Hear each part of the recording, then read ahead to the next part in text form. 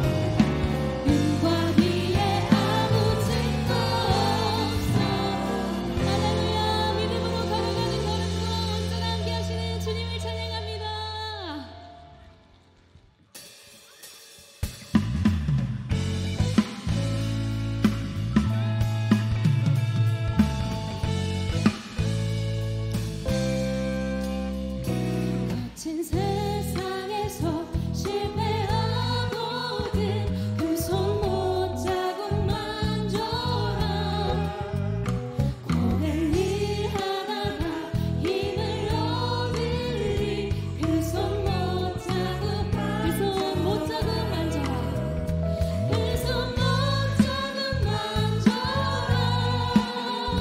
그 손 못 자국 만져라 주의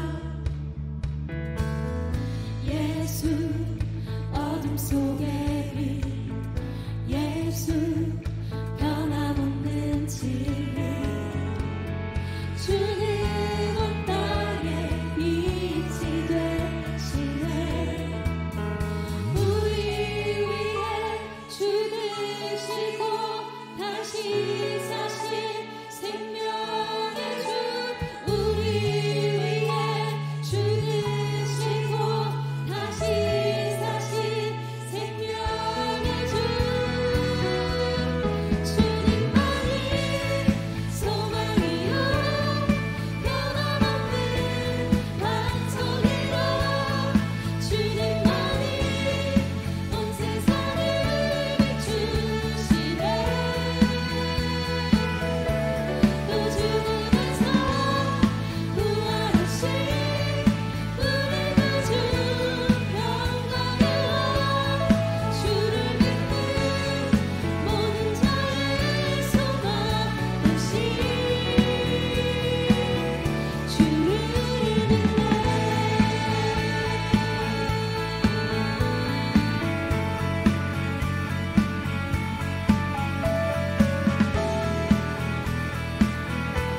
다시 한번 그 은혜를 찬양합니다. 예수 열방의 소망 예수 열방의 소망 예수 우리의 위로자 주는 온 땅에 영원한 예수 어둠 속의 빛 예수 어둠 속의 빛 예수 변함없는 진리 주는 온 땅에 빛이 되시네 우리 위해 죽으시고 다시 사신 생명의 주 우리 위해 죽으시고 다시 사신 생명의 주 주님만이 소망이요 변함없는 반석이라 주님만이 온 세상을 비추시네 또 죽음에서 부활하신 우리 구주 영광이와 주를 믿는 모든 자의 소망 되신 우리 위해 죽으시고 다시 사신 생명의 주 우리 위해 죽으시고 다시 사신 우리 위해 죽으시고 우리 위해 죽으시고 다시 사신 생명의 주 우리 위해 죽으시고 다시 사신 생명의 주 주님만이 소망이요 변함없는 반석이라 주님만이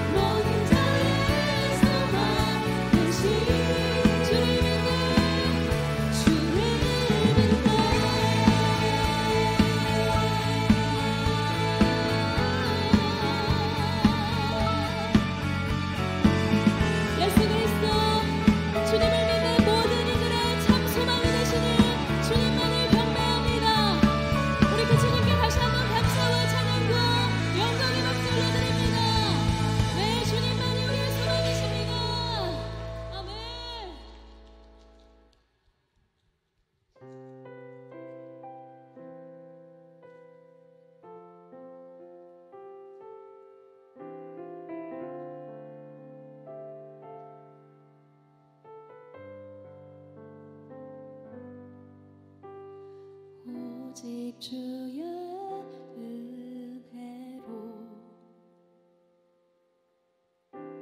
지금 여기 서 있네. 한없는 경배, 한없는 찬양, 내 영혼 예배드리네.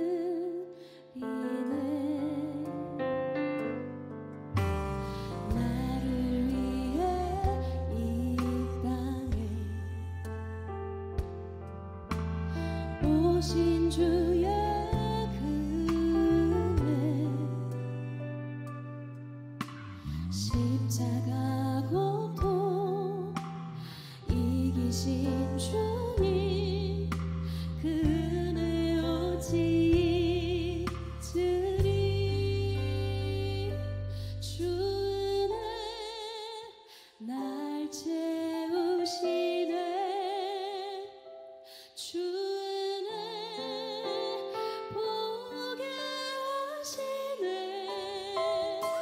살아가는 동안 은혜로만 살리. 십자가는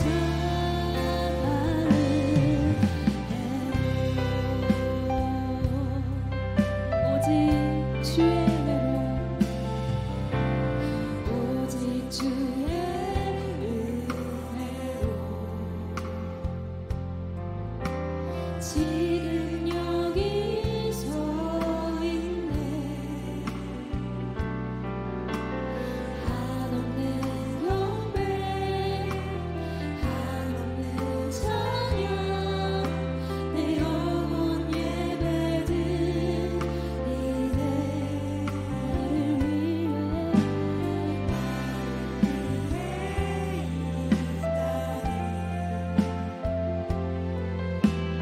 오신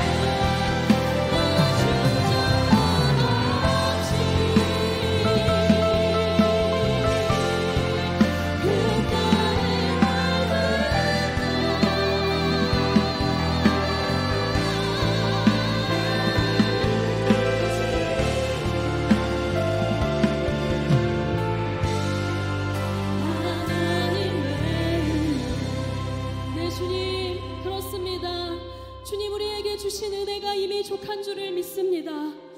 우리가 이 시간 다른 어떤 은혜 구하지 않게 하시고 오직 우리에게 주신 주님의 그 십자가, 주님의 부활 바라보며 그 소망 우리의 삶 가운데 새기는 인생들 되게 하여 주시옵소서.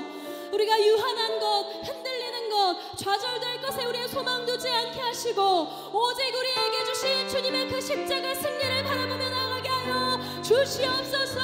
우리 함께 주여 세 번 부르고 기도하며 나갑니다. 주여,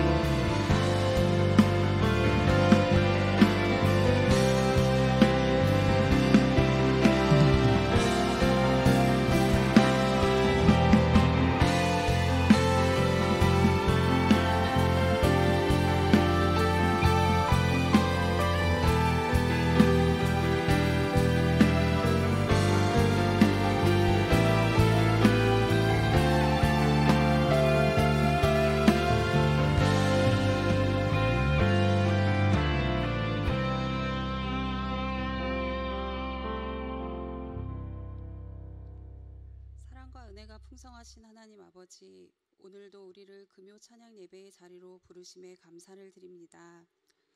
바쁜 일상 가운데서도 주님을 갈망하는 마음으로 이 자리에 나오게 하시니 우리의 심령이 하나님만을 바라보게 하옵소서. 주님, 한 주 동안도 우리를 지켜주시고 인도해 주셨지만 우리는 순간마다 주님을 잊고 우리의 힘으로 살아가려 했음을 고백합니다. 우리의 연약함을 주님 앞에 내려놓사오니 예수님의 보혈로 정결케 하시고 새롭게 하여 주옵소서. 하나님 아버지, 우리의 삶 속에 있는 무거운 짐과 염려를 이 시간 내려놓습니다. 해결되지 않은 문제도 있고 마음속 깊은 상처도 있지만 그 모든 것을 아시는 주님께 맡겨드립니다. 이 시간 각 사람을 만지시고 위로하시며 새 힘을 부어 주옵소서. 우리 화곡동 교회를 위해 기도합니다. 주님, 이 교회를 이 지역에 세우신 뜻을 이루어 주시고 예배마다 성령의 임재가 가득한 은혜가 넘치는 교회 되게 하옵소서. 각 부서와 사역 위에 주님의 지혜와 능력을 더해 주시며 섬기는 모든 손길들마다 기쁨이 넘치게 하옵소서. 또한 한경국 목사님과 부목사님들 위해 성령의 권능을 더하셔서 하나님의 말씀이 능력 있게 선포되고 주님 사랑 안에서 교회가 말씀과 기도로 더욱 든든히 서게 하옵소서. 오늘 이 밤 주님 앞에 엎드리는 우리의 기도를 들으시고 각 가정마다 치유와 회복이 일어나며 더욱 굳건한 믿음으로 바로 서는 우리가 되게 하옵소서. 기도하는 모든 손에 응답의 은혜를 주시며 주님의 능력을 체험하는 놀라운 밤 되게 하옵소서. 말씀을 전하시는 이원광 목사님을 성령으로 충만하게 하셔서 우리에게 꼭 필요한 주님의 음성을 듣게 하시고 그 말씀이 우리의 삶을 변화시키는 능력으로 역사하게 하옵소서. 하나님께서 우리에게 주시는 말씀을 통해 이 자리에 있는 모든 성도님들이 걱정과 무거운 짐을 내려놓고 주님의 평안 속에 머물게 하시며 새로운 믿음의 결단을 하는 시간 되게 하옵소서. 찬양으로 예배를 섬기는 분이엘 찬양단의 손길 위에 은혜와 기쁨을 더하여 주시고 사이 여전도의 회원들이 마음을 다해 드려지는 찬양을 기뻐 받아 주옵소서. 늘 우리를 사랑해 주시는 주님께 감사드리며 예수 그리스도의 이름으로 기도드립니다. 아멘.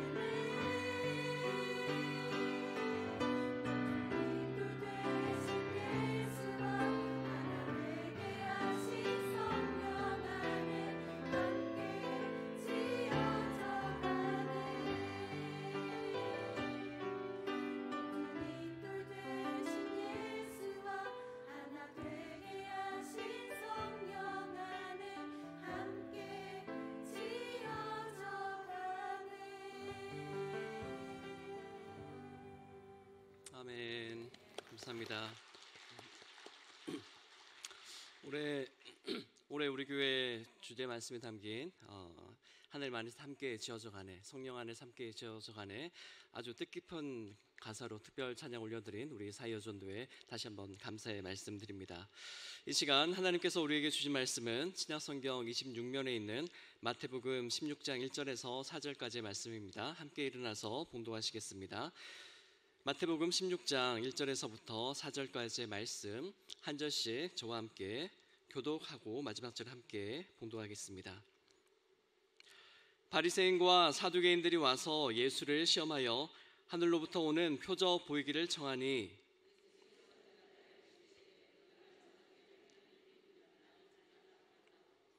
아침에 하늘이 붉고 흐리면 오늘은 날이 굳겠다나니 너희가 날씨는 분별할 줄 알면서 시대의 표적은 분별할 수 없느냐. 악하고 음란한 세대가 표적을 구하나 요나의 표적 밖에는 보여줄 표적이 없느니라 하시고 그들을 떠나 가시니라. 아멘. 이 말씀은 살아계신 하나님의 말씀입니다. 여러분 혹시 스몰 토크라고 하는 그런 단어 들어보셨나요? 영어인데 이제 처음 만나는 사람들이 서로 어색한 분위기를 깨거나 아니면 좀 친근하게 하기 위해서 그렇게 나누는 가벼운 대화를 건넌다고 합니다. 예를 들어서 엘리베이터에서 단둘이 이렇게 사람이 만났는데 그러다 보면 어색하잖아요. 우리는 요즘에 휴대폰을 열심히 보지만 보통 이렇게 스몰 토크를 한다고 합니다. 그런데 이런 스몰 토크에서 가장 단골 주제가 되는 것 어떤 건지 아세요? 혹시 짐작이 가시나요? 네, 날씨입니다. 그렇습니다. 네, 날씨라고 하는 것은 사실 모든 만국의 사람들의 공통 언어라고 할 수 있죠. 그런데 여러분 영국에 가면 그 런던 같은 경우에는 겨울에도 좀 따뜻하잖아요. 그래서 비가 많이 내린다고 해요. 그래서 영국 사람들이 신사들이 이제 연못이 있으니까 그런데 산책을 가서 우연찮게 또 산책에 그 연못을 바라보면서 사람을 만날 수가 있잖아요. 그런데 눈이 딱 마주치면 이렇게 인사를 한다고 해요. 들어보세요. 제가 영어를 할 테니까. 네. 어떻게 하는가 하면 lovely weather라고 한 다음에 조금 잠시 멈춘 다음에 for ducks라고 합니다. 이걸 알아들으시면 웃으셔야 되는데 이거 한국말로 하면 뭔가 하면 날씨가 참 좋으네요. 비가 내리는 날인데 그런데 오리한테는 날씨가 좋지요. 이렇게 얘기를 하는 거라고 해요. 근데 또 이제 캐나다에서는 어떻게 인사를 하는가 하면 캐나다는 좀 추운 날씨가 좀 많잖아요. 그래서 캐나다 사람들은 또 이것도 사실은 영국의 전통에서 또 이어온 거긴 한데 이렇게 그 추운 날씨에 이렇게 스몰 토크를 하게 되면 사람을 딱 바라보고 Sorry about the weather라고 얘기한대요. 직역을 하자면 날씨가 이래서 참 죄송합니다 라고 얘기를 하는 거예요. 본인이 죄송할 일은 없는데 그렇게 얘기를 하는 거예요. 마치 우리가 80년대 그 이주일 선생님 아시죠? 얼굴이 못생겨서 죄송합니다 이렇게 얘기하듯이 캐나다 사람들은 날씨가 이래서 너무 죄송합니다 라고 특별히 우리 같은 그런 그 외국 사람들한테 그렇게 인사를 한다고 해요. 그런데 오늘 우리가 읽은 내용을 오늘 우리가 그 살펴본 본문에도 보면 예수님과 또 예수님을 찾아온 사람들 사이에 날씨에 대한 이야기가 있어요. 원래 날씨라고 하는 거는 우리가 좀 전에 우리가 스몰 토크에 대해서 나눴던 것처럼 뭔가 어색함을 좀 깨기 위해서 세계 많은 사람들이 사용하는 그런 주제인데 예수님과 바리새인과 이 사두개인들의 만남에는 사실은 스몰 토크를 하는 것 같지는 않아요. 그러면 오늘 이 말씀이 오늘 우리에게 어떤 의미가 있는가 한번 살펴볼게요. 이제 예수님께서 그 예수님을 향해서 이 바리새인과 사두개인들이 와서 하늘에 있는 표적을 보여주세요라고 얘기를 해요. 그게 뭐 날씨인지 뭔지 모르겠지만 그러니까 예수님이 또 이 유대 종교 지도자들에게 이렇게 말씀을 하셨죠.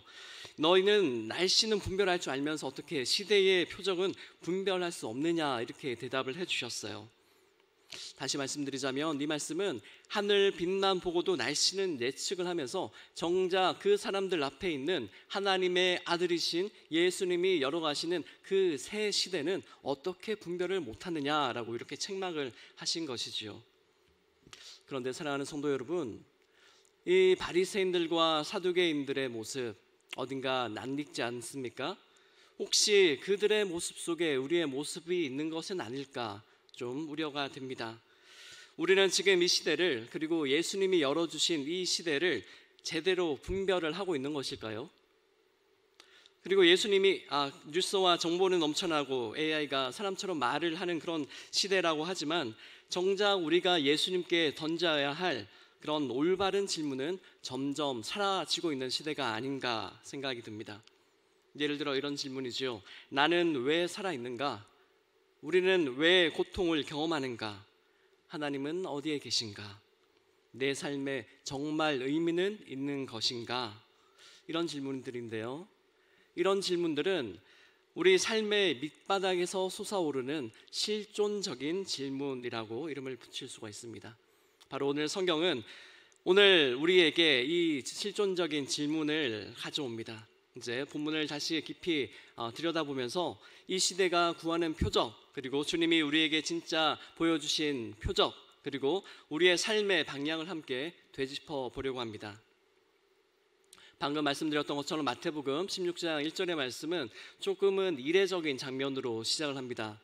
여러분도 잘 알고 계시다시피 바리새인이라고 하는 사람들, 그리고 사두개파라고 하는 사람들은 사실은 물과 기름처럼 같이 있지를 않는 집단들이에요. 왜냐하면 대표적으로 사두개파들은 부활을 믿지 않지요. 바리새파들은 부활을 믿는데, 그런데 이 두 팀들이 함께 찾아와서 한 팀을 이루어서 예수님께 찾아왔어요. 그만큼 예수님의 존재가 그들에게는 불편하고 두려운 존재가 된 상태라고 하는 것을 간접적으로 드러냅니다. 예수님은 이미 많은 일을 행하셨지요. 수많은 병자가 고침을 받았고, 또 떡 5개와 물고기 2마리로 5,000명을 먹이시는 그 사건이 있었고, 바로 또 뒤에 이어서 또 광야에서 4,000명이나 되는 사람들이 동일하게 배를 불리는 사건이 일어났습니다. 이 소문이 온 이스라엘 땅에 퍼지고 있는 것이 종교 지도자들에게는 큰 위협이었던 것 같습니다. 그래서 그들이 예수님께 이렇게 요구를 합니다. 선생님이여, 하늘로부터 오는 표적을 좀 보여주시지요. 물론 제가 상생해서 말한 거긴 하지만 어느 정도 이렇게 이 사람들은 좀 가식적인 사람이니까 좀 예의를 갖춰서 이야기를 했을 것 같아요. 그런데 그 공손한 말투 안에는 사실은 예수님을 향한 도전과 냉소가 들어 있었던 것 같습니다. 속마음을 말하자면 이렇습니다. 당신이 정말 하나님께로부터 왔다면 우리 기준에 맞는 확실한 하늘의 증거를 보여주시오라고 하는 그런 마음이었던 것 같습니다. 이미 예수님께서는 수많은 치유와 회복의 기적을 일으켰습니다. 그렇지만 그 사람들에게는 이것은 표적이 아니었다라고 하는 것이죠. 그들이 원하는 표적은 사랑과 회복의 표적이 아니라 어떠한 하늘에서 떨어지는 불이나 아니면 불병거와 같이 아주 압도적인 하늘의 표적을 원했던 것 같습니다. 왜냐고요? 그래야지 이 사람들이 그나마 예수님이 자신들이 기다리고 있던 메시아라고 인정을 해줄 거다라고 그렇게 생각을 했기 때문입니다. 좀 교만한 모습들이죠. 그런데 그들의 모습이 오늘 우리 마음속에도 숨어 있는 것 같습니다. 질문은 다르지만 비슷한 뉘앙스예요. 어떤 질문을 우리는 하고 있습니까? 하나님 정말 살아계시면 제 병부터 고쳐주세요. 정말 계시면 이 억울한 일부터 해결을 해 주십시오. 이 일만 잘 되면 그때부터 제대로 믿어보겠습니다. 하나님이 정말 계시고 선하시다면 왜 어떤 사람은 살리고 어떤 사람은 죽게 놔두십니까? 이런 질문들 말이죠. 근데 저도 사실 이런 질문을 해봤기 때문에 이런 질문을 던지는 분들의 마음에 또 아픔에 공감을 하고 있습니다. 사실 하나님만 신뢰하면서 살아가려고 하지만 인생에서 겪게 되는 실패와 상실이 반복이 되다 보면 두려운 마음이 들고 믿음이 흔들릴 수 있죠. 그러나 오늘 본문에서 예수님은 하나님께 증거를 구하는 신앙이 얼마나 위험한 것인지에 대해서 경고를 해주고 계십니다. 왜냐하면 그 안에는 하나님은 내가 납득할 수 있는 방식으로 증명이 되어야 한다라고 하는 숨겨진 욕망이 있기 때문입니다. 하나님께 순종하기 전에 먼저 내가 하나님을 믿어도 되는지 시험하고 싶은 마음, 여러분 한 번이라도 드신 적 없으십니까? 성경에는 하나님은 이미 자기 자신을 완벽하게 드러내셨습니다. 출애굽의 기적과 예언자들의 말씀, 그리고 수많은 표적과 기사들을 통해서 나는 너희와 함께 있는 하나님이다 라고 이렇게 보여주셨지요. 그럼에도 우리는 내 삶에서 조금 더 분명하게, 내 삶에서 더 확실하게 하나님의 역사를 보여달라라고 요청을 합니다. 하지만 이런 요구는 하나님을 신뢰하는 것이 아니라 하나님을 어떠한 증명을 해야 될 대상으로 위에서부터 끌어내리는 그런 우리의 태도입니다.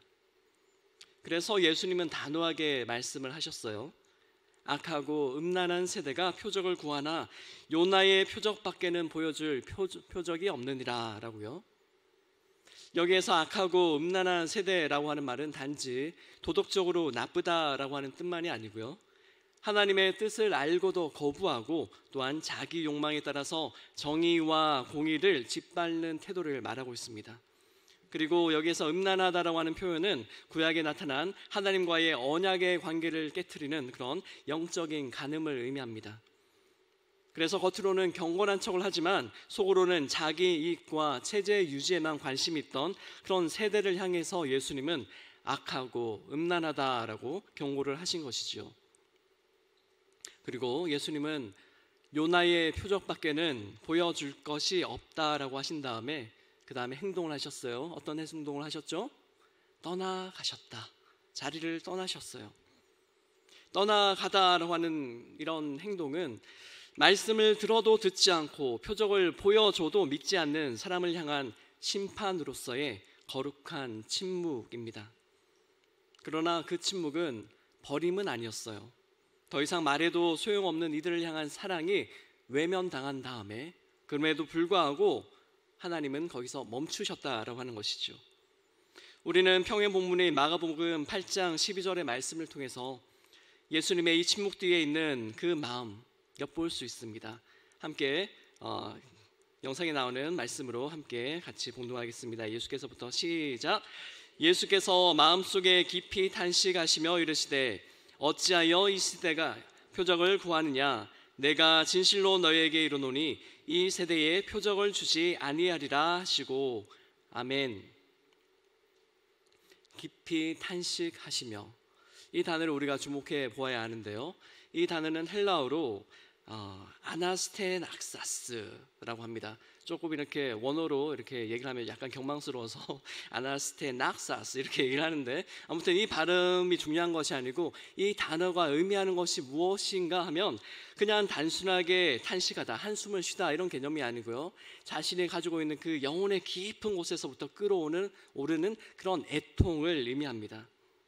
예수님은 단지 믿지 않는 그 당대 종교 지도자들을 향해서 그냥 마음이 상하셨다거나 화가 나신 것이 아니에요. 하나님의 구원이 눈앞에 있는데도 불구하고 보지 못하는 그 세대를 향하여서 마음이 찢어지셨던 것입니다. 사랑하는 성도 여러분, 오늘 우리가 던지는 질문은 어떠한가요? 우리는 하나님 스스로 증명을 해보세요 라고 말하는 사람들입니까? 아니면 하나님 제가 어디서 무엇을 놓쳤습니까? 제 마음을 열어주소서라고 묻는 사람인가요? 우리가 이러한 존재의 질문을 넘어서서 하나님의 마음을 향해 나아가려면 존재에 관한 잘못된 질문이 우리 시대에 어떻게 반복되고 있는지를 좀 더 깊이 살펴봐야 합니다. 오늘 우리의 현실에서도 사람들은 여전히 이렇게 묻습니다. 하나님이 정말 계시다면 왜 이런 일이 일어나는 걸까? 세월호의 아픔 속에서, 이태원 참사 속에서 이 질문은 너무나 자연스럽게 그러나 또 너무나 아프게 터져 나왔습니다. 우리 각자의 삶에서도 마찬가지입니다. 병상에 누워있는 가족 곁을 지키면서 또한 뜻밖의 사고를 마주하면서 실직과 실패를 경험하면서 잠 못 이루는 밤마다 우리는 속으로 묻습니다. 하나님, 왜입니까? 왜 일이 내게 일어났습니까? 왜 어떤 사람은 살고 어떤 사람은 죽었습니까? 왜 제 기도는 듣지 않으십니까? 물론 이 질문들은 하나님이 미워서 나오는 질문들은 아닐 것입니다. 오히려 하나님을 너무 믿고 싶고 하나님을 의지하고 싶은데 그분의 침묵을 이해할 수 없어서 나오는 탄식입니다. 그러나 여기서 우리는 신앙의 갈림길에 서게 됩니다. 우리가 던지는 이 질문이 하나님을 찾는 애통의 질문이 될 수도 있고, 혹은 바리새인들처럼 사두개파 사람들처럼 하나님을 피고석에 세워서 판단하려고 하는 그러한 시험의 질문이 될 수도 있다는 것입니다. 그래서 여기서 중요한 것은 우리가 어떤 방식으로 하나님께 질문을 하는가 하는 것입니다. 다시 한 번 더 말씀드립니다. 우리가 흔히 던지는 질문, 하나님은 계시는가? 이런 질문을 신학에서는 가리켜서 앞서 말씀드린 것처럼 존재 질문이라고 합니다. 하나님이 계시는가 안 계시는가, 존재하시는가 존재하지 않으시는가, 이런 질문이지요. 철학에서도 이런 존재에 대한 질문이 있습니다. 비슷한 질문인데요. 무엇이 존재하는가, 존재라고 하는 것이 무엇인가 라고 하는 질문이고요. 그 다음에 존재한다는 것은 무슨 뜻을 가지고 있는가, 그리고 같은 차원에서 내가 왜 여기에 존재하는가 라고 하는 질문. 사람들은 이런 질문을 통해서 세상의 근원을 밝혀내고 또 삶의 의미를 드러내려고, 또한 이해하려고 노력을 합니다. 그래서 고통을 만나면 제일 먼저 튀어나오는 질문이 정말 하나님이 계시다면 어떻게 이런 일이 일어날 수 있을까요? 이지요. 문제는 이 질문이 우리 시선을 하나님의 존재 여부에게만 고정시킨다라고 하는 것입니다. 그러면 하나님은 어디에 계시는가라고 하는 그런 질문이 아니라 하나님이 그냥 있는가 없는가라고 하는 문제에 머물게 된다라고 하는 것이죠.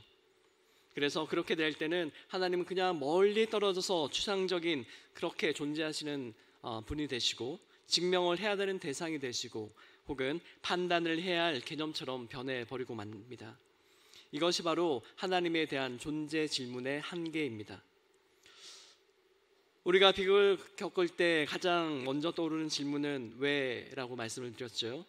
왜 이런 일이 일어났습니까? 왜 하나님은 막지 않으셨습니까? 왜 하필 나입니까? 사실 너무나 자연스럽고 인간적인 질문입니다.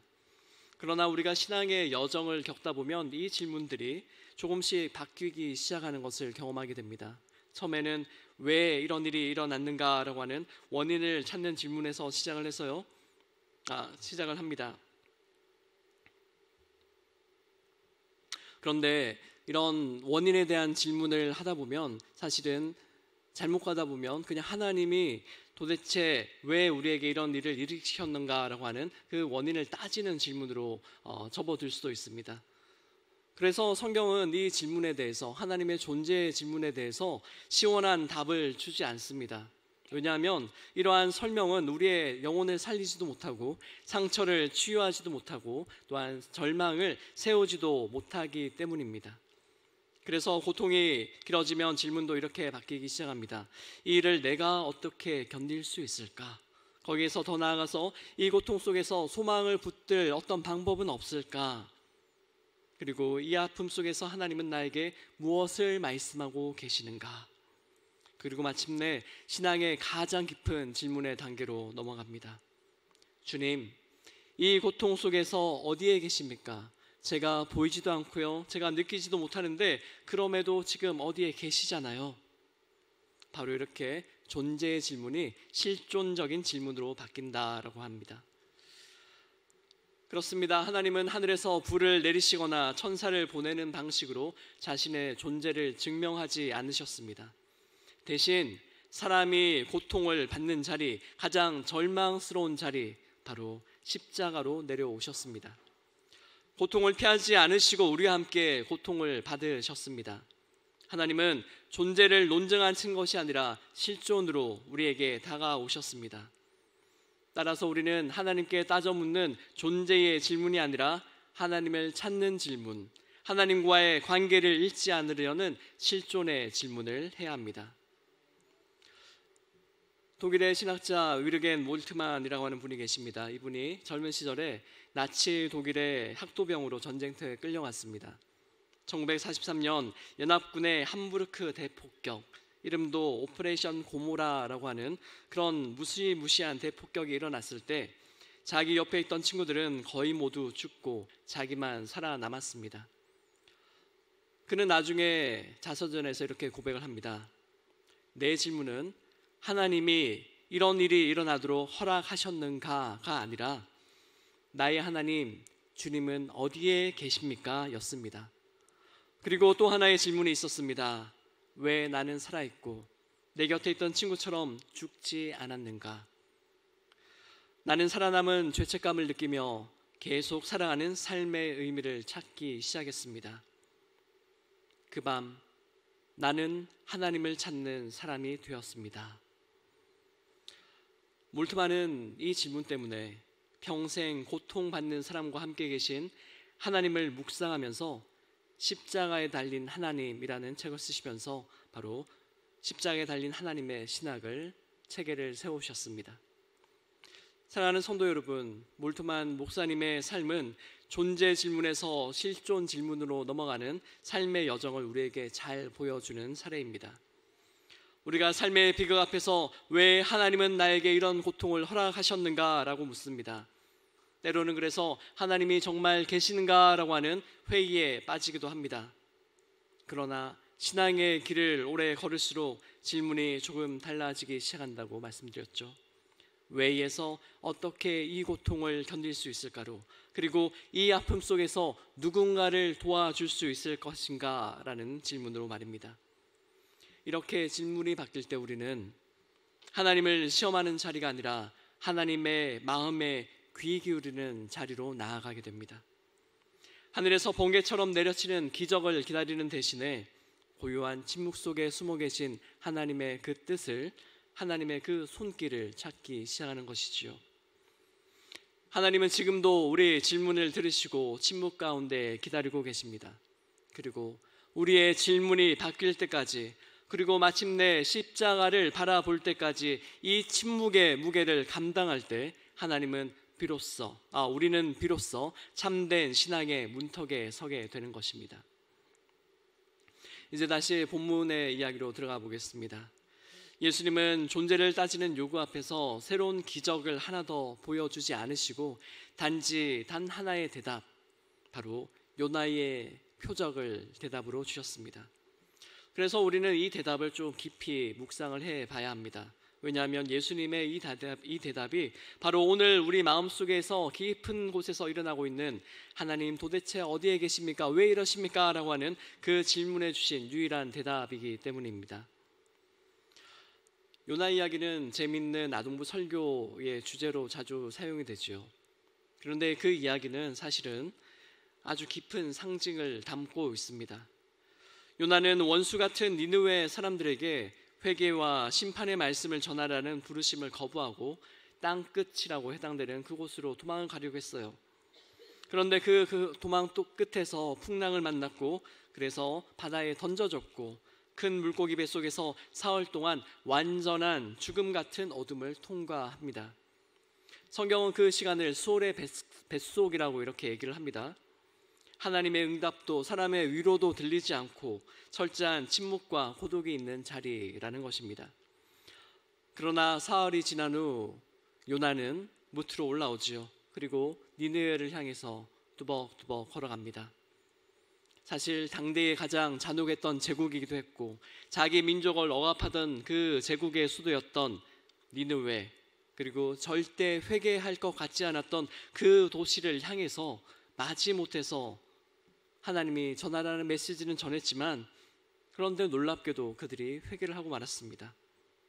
죽음에서 생명으로, 절망에서 희망으로, 그리고 심판에서 구원으로 그렇게 길이 열리는 것이 바로 요나의 표적입니다. 예수님은 이 요나의 사흘을 바로 당신의 죽음과 부활을 가리키는 표적으로 사용을 하셨습니다. 예수님도 십자가에서 죽으신 뒤 무덤 속에 사흘 동안 계셨습니다. 사람들은 십자가를 실패로 보았지만 하나님은 그 자리에서 새 생명의 시작을 준비하고 계셨습니다. 예수님은 하늘에서 내려오는 표적을 보여주신 것이 아니라 하늘에서 내려오신 자기 자신을 십자가에 내어주셨습니다. 구약의 이방인 신들은 번개와 불로 자신을 증명하려고 했지만 예수님은 몸과 피와 눈물과 침묵으로 당신이 어떠한 분이신지를 우리에게 보여주셨습니다. 이것이 바로 존재를 묻는 질문에 대한 예수님의 실존적인 대답입니다. 우리는 고통과 재난 앞에서 이렇게 묻습니다. 하나님이 살아계시면 어떻게 이런 일이 일어날 수 있을까? 그러나 십자가 앞에 서면 이 질문이 조금씩 바뀌기 시작합니다. 하나님이 계신가라는 그런 질문인데 그 질문보다 더 깊은 질문이 일어나지요. 바로 하나님이 어디 계시는가? 그리고 그 십자가는 이 질문에 대해서 이렇게 대답을 합니다. 나는 너와 함께 있었다. 너의 고통 가운데서 내려와 있었다. 너를 위해 십자가에 달려 있었다 라고 말이죠. 하나님은 우리에게 추상적인 증명으로, 존재 증명으로 자신을 알리지 않으셨습니다. 우리의 고통 속으로 직접 들어오셔서 바로 여기에 있다라고 실존적인 대답으로 함께 해주셨습니다. 하나님의 존재는 논리나 철학 체계로 증명되는 것이 아니라 예수님의 십자가에서 경험되고 부활해서 확증되는 것입니다.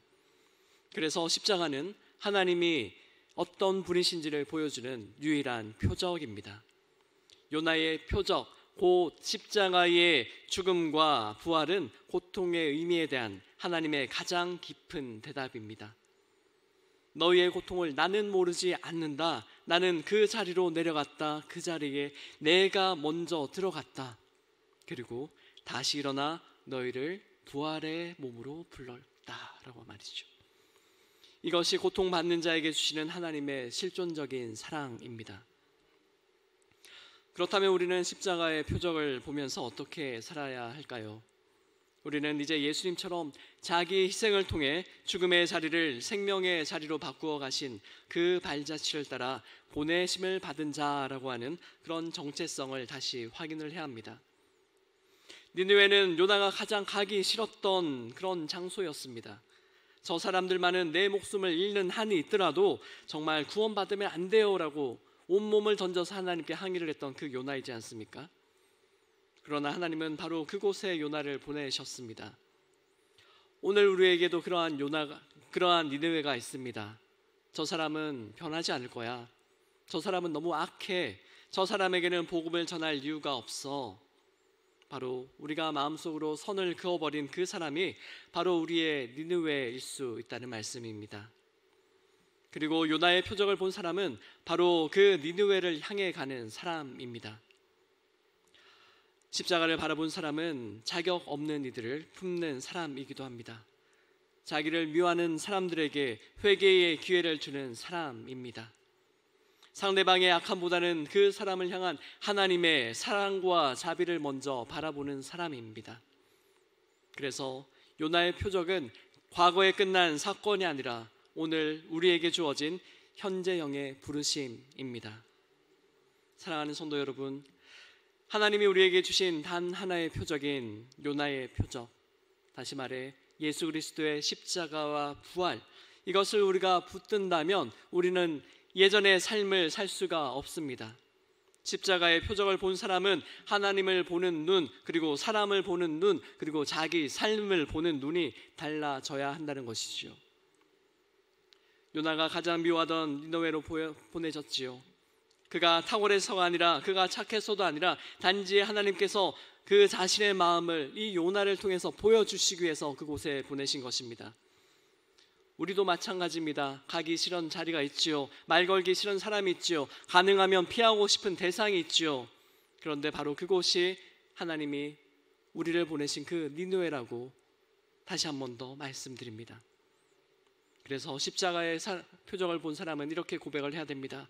주님, 제가 미워하던 그 사람도 주님이 사랑하시는 사람이었군요. 주님의 피가 그 사람을 향해서도 흘러내렸군요. 그렇다면 제가 그에게 주님의 사랑을 전하지 않을 수 없습니다 라고 말이죠. 요나는 니느웨 사람들을 포기했습니다. 저 사람들은 절대 회개하지 않아. 저런 사람들에게는 구원의 자격이 없어. 그러나 하나님은 그들을 포기하지 않으셨습니다.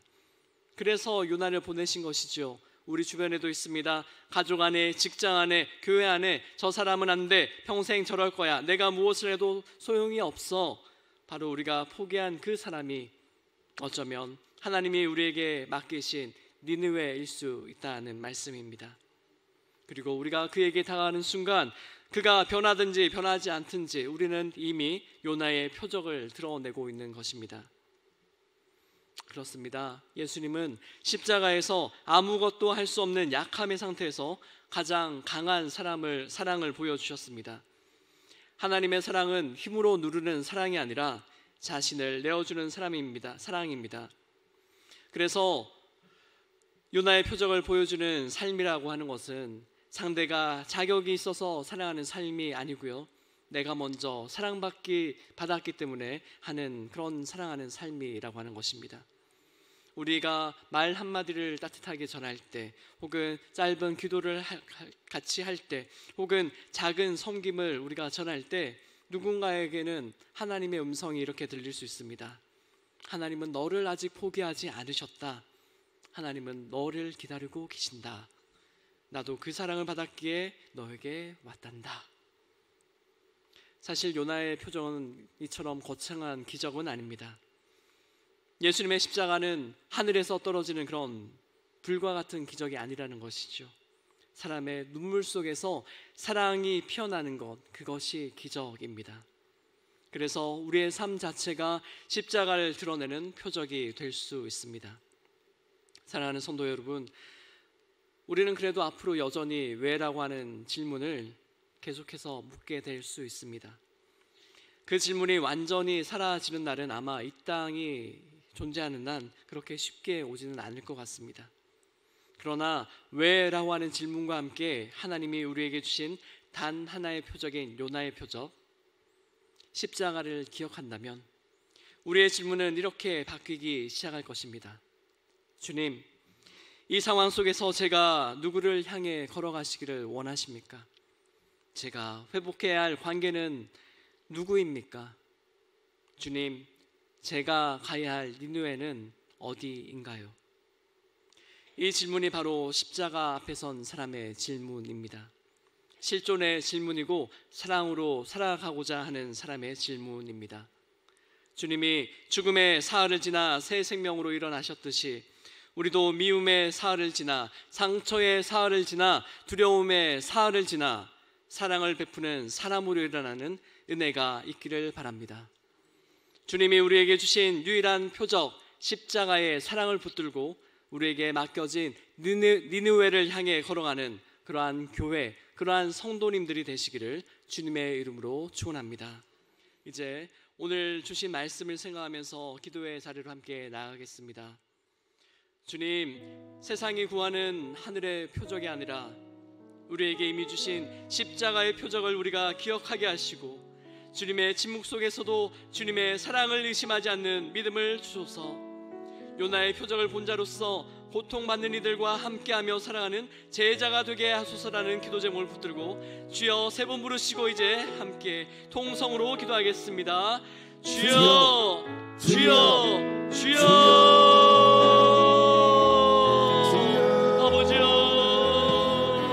아버지 하나님, 오늘 시간 우리에게 주신 요나의 표적을 따라서 살아가기를 원합니다.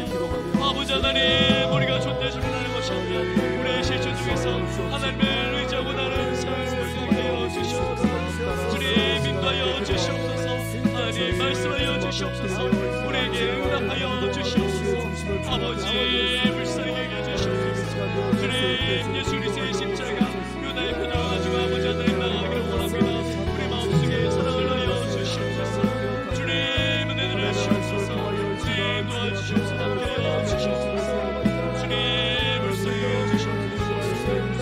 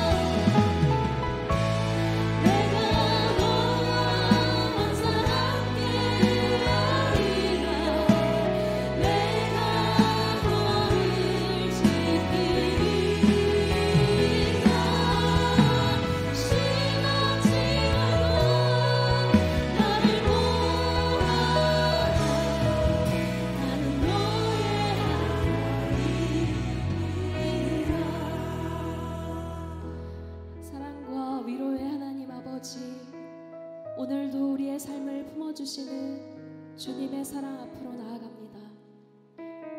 주님, 이 시간 우리 마음 깊은 곳에 자리 잡은 슬픔과 걱정, 두려움과 끝없는 염려를 주님 발 앞에 내려놓습니다. 때로는 감정의 파도에 휩쓸려 스스로 서 있지 못하고 흔들리기도 하지만 그때에도 십자가에서 우리를 위해 모든 것을 내어주신 주님의 사랑만을 바라보게 하시고 죽음을 이기고 부활하신 주님의 권능을 기억하게 하셔서 우리 마음이 새 힘을 얻고 다시 일어나는 회복의 은혜를 경험케 하여 주시옵소서.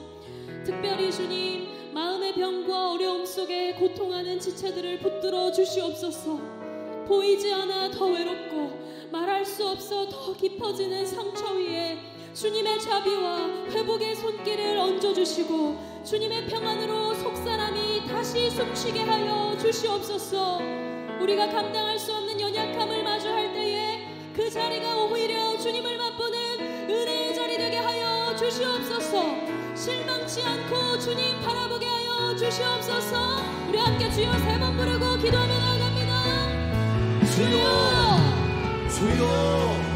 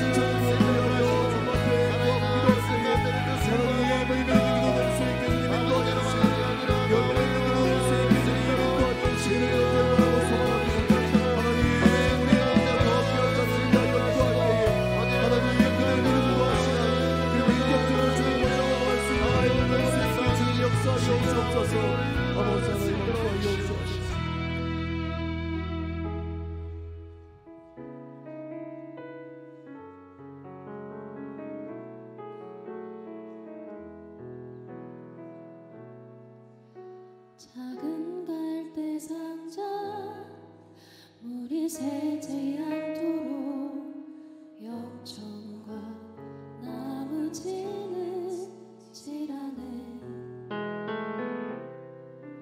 어떤 마음이었을까 그녀의 두 눈에 눈물이 흐르고 흘러. 동그란 눈으로 바라보고 있는 아이와 입을 맞추고 상자를 덮고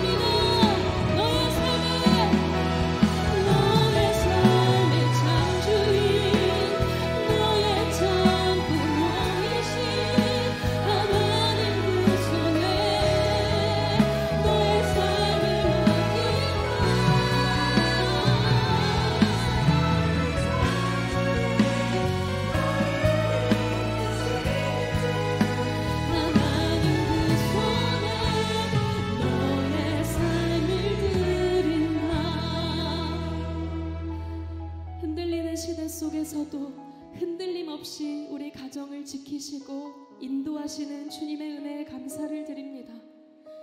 세상의 가치와 소리가 더욱 복잡해지는 이때에 우리 가정이 흔들리지 않는 반석이신 주님께만 붙들리게 하여 주시옵소서. 이 시간 특별히 우리 자녀들을 위해 기도합니다. 수능이 끝나고 새로운 길을 향해 나아가는 이 시기에 아이들의 걸음을 주님께 온전히 맡겨드립니다. 그들의 인생의 주인은 오직 주님이시기에 주님께서 친히 그 마음을 이끄시고 앞날의 선택과 진로의 방향을 지혜롭게 인도하여 주시옵소서. 우리의 자녀들이 세상의 기준에 매이지 않게 하시고 성공이나 실패로 자신을 규정하지 않으며 주님께서 창조하신 존귀한 존재로서의 가치를 깊이 깨닫게 하여 주시옵소서. 또한 우리 가정들이 자녀들의 앞길을 염려하지 않고 기도와 믿음으로 맡겨드리는 가정들 되기를 원합니다. 주님 예비하신 선한 길을 기쁨으로 걸어가게 하여 주시옵소서. 우리 마음을 드리며 주여 세 번 부르고 기도하며 나갑니다. 주여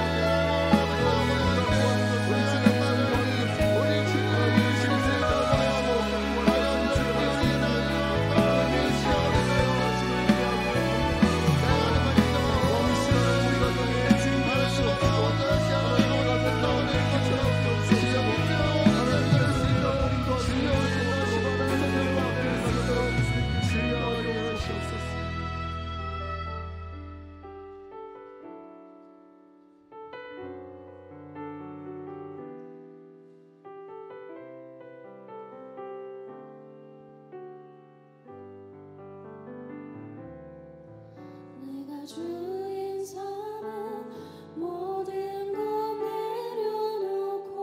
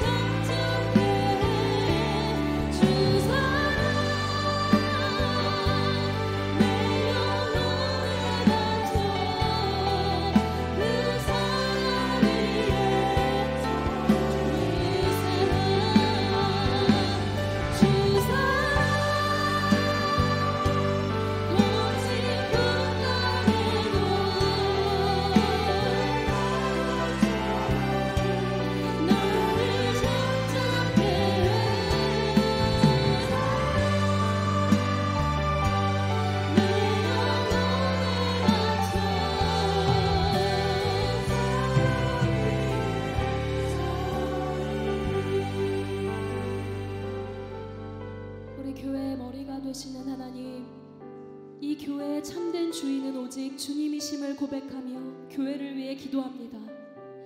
주님, 우리 안에 회개가 먼저 일어나기를 소망합니다. 말로는 주님을 사랑한다고 고백했지만 눈에 보이는 결과와 사람의 평가, 우리의 기대와 욕심을 우상 삼아 따랐던 것을 주님 용서하여 주시옵소서. 사랑의 우선순위를 잃어버렸던 자리, 섬김보다 판단이 앞섰던 자리, 기도보다 계산이 앞섰던 모든 자리들을 내려놓습니다.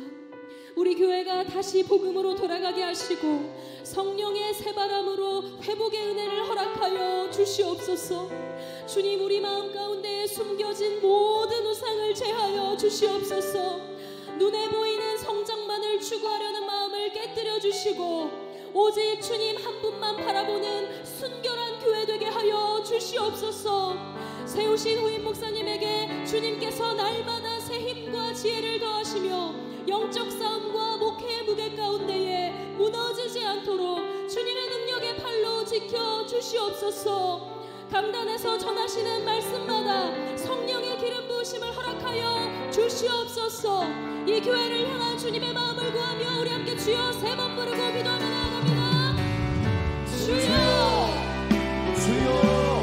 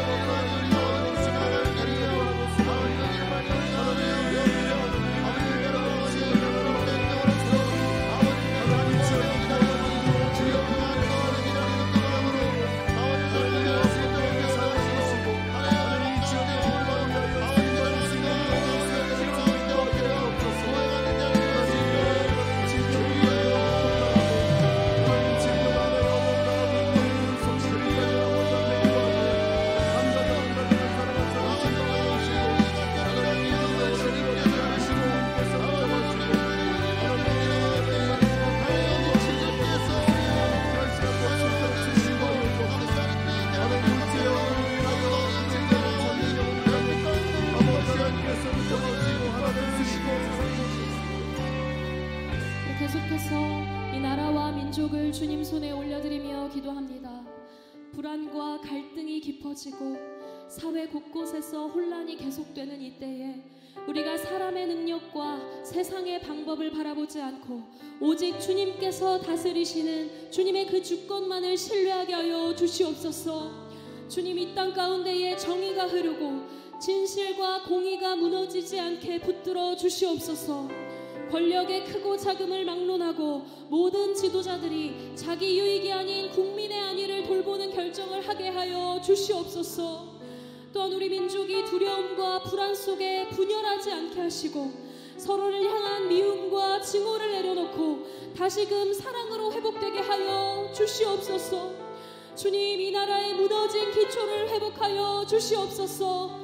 가정과 교육, 경제와 문화 모든 영역 속에 주님 주시는 지혜와 절제, 소망이 있기를 소원합니다. 이 나라와 민족 가운데에 주님의 신실한 뜻이 이루어지기를 소원하며 우리의 마음 다해 주여 세 번 부르고 기도하며 나아갑니다.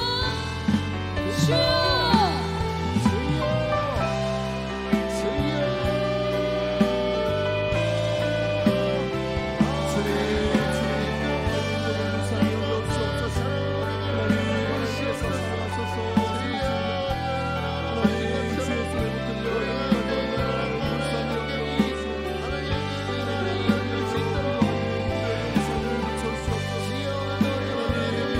Thank you.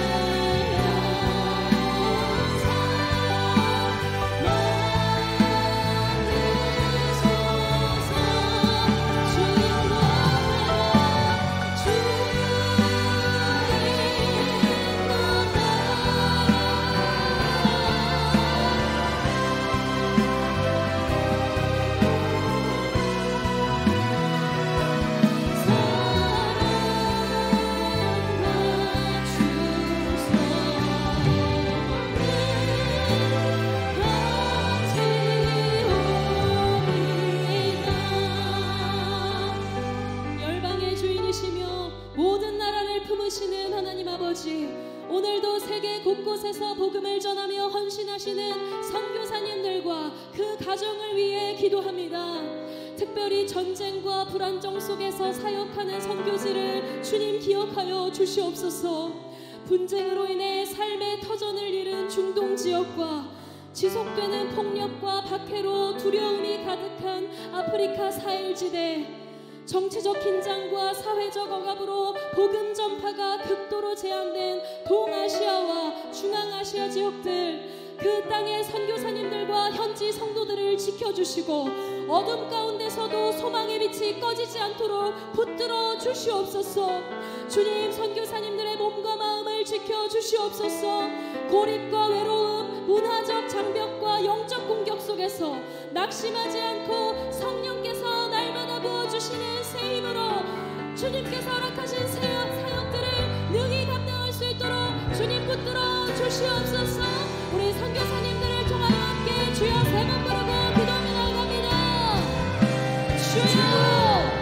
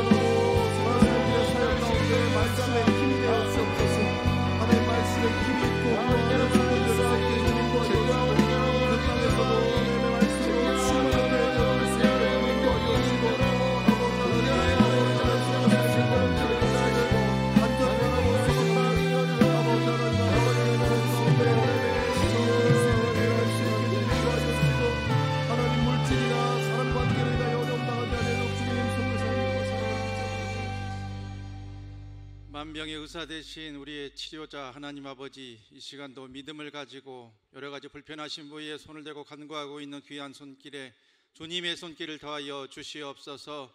여호와 라파 치료의 하나님, 이 시간 우리를 직접 만져주시고 회복시켜 주시옵소서. 이 시간도 육신의 질고를 일으키는 악하고 더러운 병마 더러운 귀신을 예수 그리스도의 이름으로 저주하옵나니 악한 것들이 일곱 길로 떠나가는 역사를 허락하여 주시옵소서. 나사렛 예수 그리스도의 이름을 명하옵나니 주의 자녀들의 몸에 병을 일으키는 이 악하고 더러운 병마 더러운 마귀 더러운 귀신아, 병을 가지고 주의 자녀들의 몸에서 떠나갈지어다, 떠나갈지어다, 떠나갈지어다. 모든 악한 병마들은 예수 이름 앞에서 굴복할지어다, 굴복할지어다, 굴복할지어다. 아멘 하는 자마다 주여 이 시간 만져주시고 회복시켜 주시옵소서, 주시옵소서, 주시옵소서. 주님의 성령님께서 이 시간 운행하여 주시고 머리와 가슴에 손을 얹고 여러 가지 불편하신 부위에 손을 대고 간구하고 있는 그 손길에 주님의 손길을 더하여 주시옵소서. 회복시켜 주시옵소서, 고쳐 주시옵소서. 몸 안에 있는 혹과 종양 농양들 작아지고 녹아지고 양성으로 다 바뀔 수 있도록 주여 인도하여 주시옵소서. 악한 모든 암세포의 씨앗과 잔재들 성령의 불로 태우시고 소멸시켜 주시옵소서. 치료의 과정에 있는 분들도 담대함과 평안함 허락하여 주셔서 주님 손길 붙들고 끝까지 싸워서 병마와 싸워서 승리하는 간증의 주인공들 다 될 수 있도록 주여 역사하여 주시옵소서. 기력이 약해지신 분들도 주 안에서 정년의 혈기와 기력을 다 회복시켜 주시옵소서. 혈액의 모든 수치들, 여러 가지 검사의 결과들도 모든 것 주님이 우리를 붙들고 있음을 간증하는 도구로만 쓰일 수 있도록 주여 인도하여 주시옵소서. 이 시간도 병실에 누워 계신 우리의 기도 가운데 있는 분들 주님 손에 올려드립니다.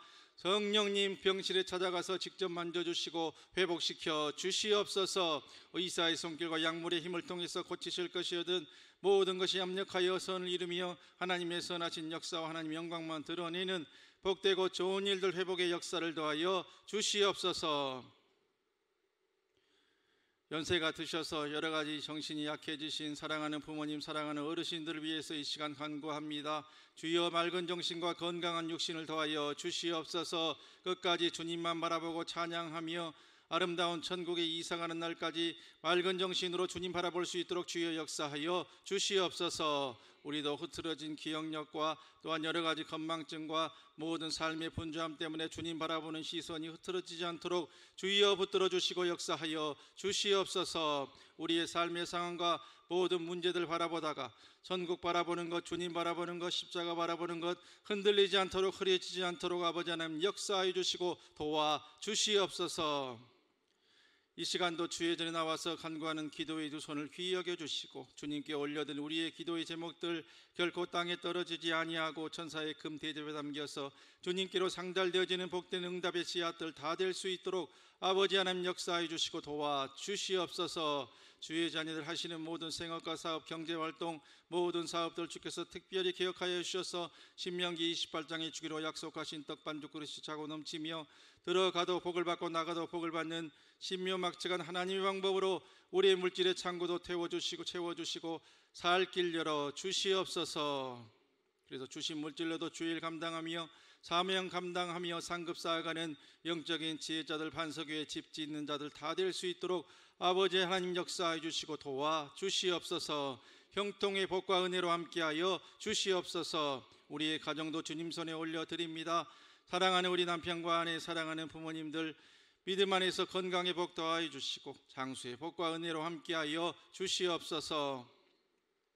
추운 날씨 가운데 특별히 군대에 가 있고 해외에 나가 있고 전국의 산지사방에 흩어진 우리의 자녀손들과 오가는 우리의 소식들 은혜 가운데 복되고 좋은 응답의 소식들만 오갈 수 있도록 아버지 하나님 붙들어 주시고 역사하여 주시옵소서. 우리의 자녀들 특별히 기억하여 주시되 여러 가지 또한 입시의 과정에 있는 자녀들 기억하여 주셔서 결국에는 승리하고 최상의 결과로 하나님께만 영광 돌려드릴 수 있도록 주께서 붙들어 주시고 역사하여 주시옵소서. 취업을 위해 간구하는 분들 또한 대문이 열리기 위해서 결혼의 문제를 놓고도 간구하고 있는 모든 자녀들의 눈물의 기도를 들으시고 주님께서 시온의 대로들을 활짝 열어 주시옵소서.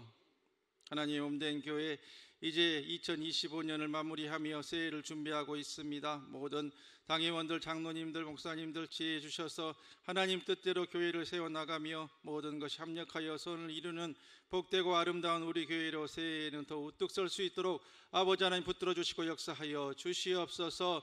하나님의 몸된 교회가 한마음 한뜻 된 주님의 자랑거리로 우뚝 설 수 있도록 주여 붙들어 주시옵소서.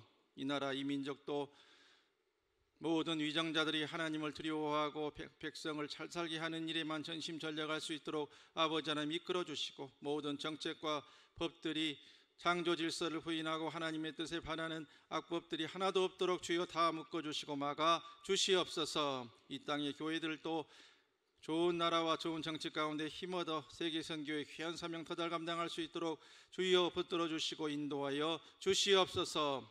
성령님께서 이 밤도 간구한 우리의 기도들 하나하나 다 들어주시고 모든 것들 하나님의 때에 하나님의 방법으로 하나하나 다 응답받게 해주실 것을 믿고 감사드리옵고 이 모든 간구 그리스도이신 예수님의 이름으로 간절히 기도드리오며 이제는 우리의 구원자 되신 우리 구주 예수 그리스도의 은혜와 독생성자 예수님 아낌없는 선물로 보내주신 하나님 아버지의 극진하신 사랑하심과 이 시간도 우리를 위해 중보해 주시는 보혜사 성령님 감화 감동 위로운의 충만교통 표적케 하심이 십자가의 표적만 붙들고 인생길 복음과 십자가 바라보며 하나님 뜻대로 살아가기로 다짐하는 금요밤 치유집회에 나와 있는 주의 자녀들 머리 위에 우리의 가정과 생업과 주의 몸된 교회와 이 나라 이 민족 위에 이후로 영원토록 함께 계시옵기를 간절히 축원하옵나이다. 아멘. 이 시간은 남은 기도 제목이 있는 분들 주님을 세 번 부르고 기도의 자리로 깊이 나아갑니다. 주여 주여 주여